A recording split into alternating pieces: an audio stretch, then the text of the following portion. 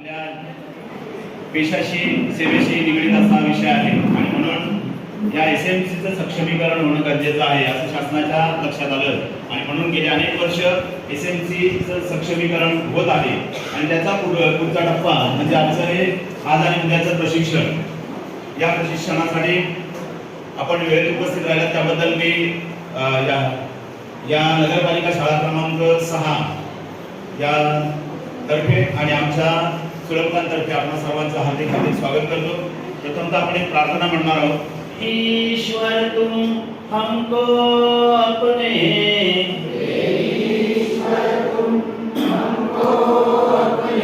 शरण में सदा रखना,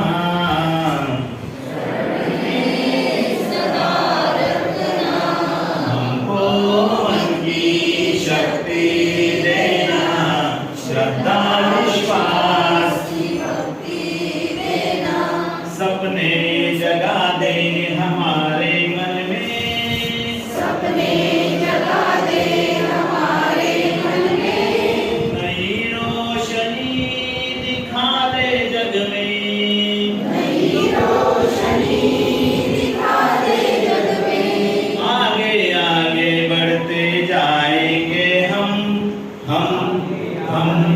हमको मन की शक्ति देना, श्रद्धा विश्वास की भक्ति देना, सहन में चमन में लिए बाहर आए. सर्वांचं स्वागत करत आहे.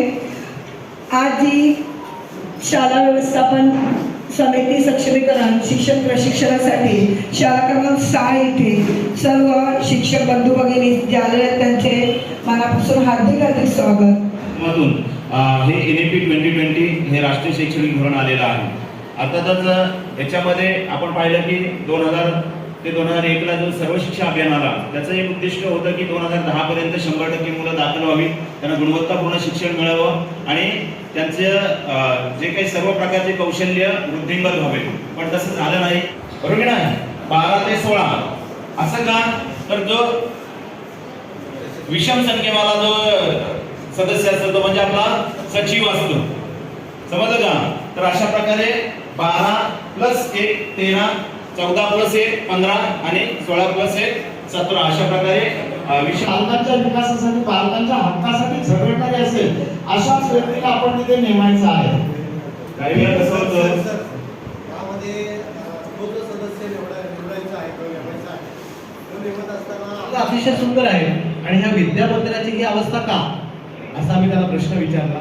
नक्कीच काही पालक त्यातून म्हणाले की सर कसं आहे, आता जी परिस्थिती आहे या परिस्थितीमध्ये मुलांचा ओढा हा इंग्लिश मिडियमकडे, मुलं इंग्रजी माध्यमाच्या शाळांकडे जायला लागलेली आहेत. आपली शाळा जवळजवळ बंद. ह्या योजनेअंतर्गत किंवा ही जी योजना आहे त्यामध्ये तालुक्यात पहिला नंबर कोणत्या शाळेचा आहे आणि ह्याचं श्रेय जे आहे ते संपूर्ण शाळा व्यवस्थापन समिती, त्या ठिकाणचे सर्व ग्रामपंचायत सदस्य किंवा जे सरपंच किंवा जे पदाधिकारी मंडळी आहेत त्या सर्वांनाच आहे. आणि त्याचबरोबर कुठेतरी खालीचा वाटा हा आमचा आहे.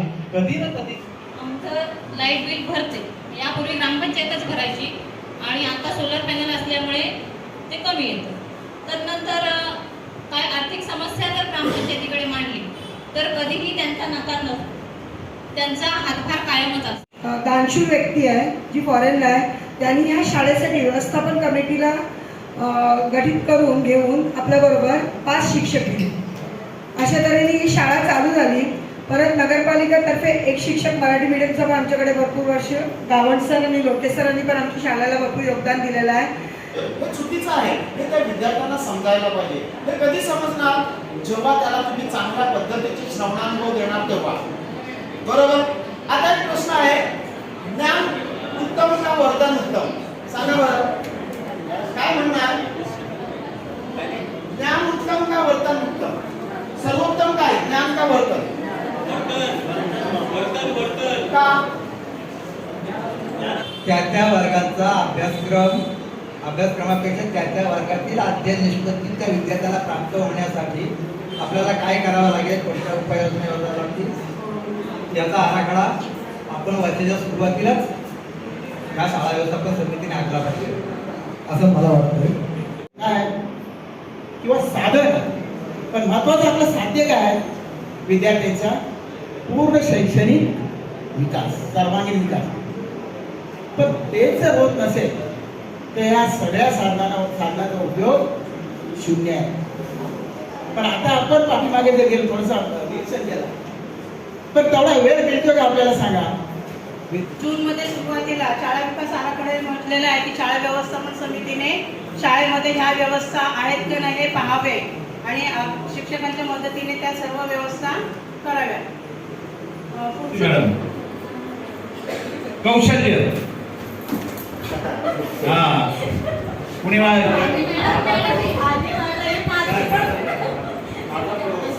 रुका कहते हैं हम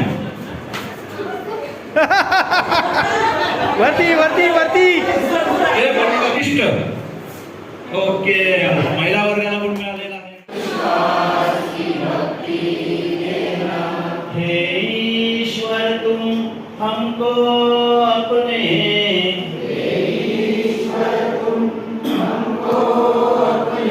शरण में सदा रखना.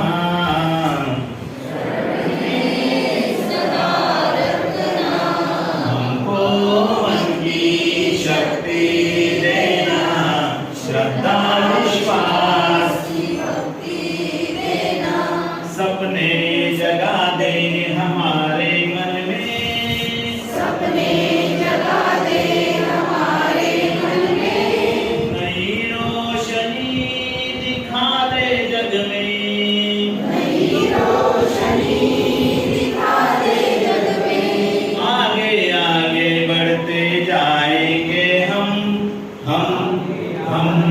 हमको मन की शक्ति देना, श्रद्धा विश्वास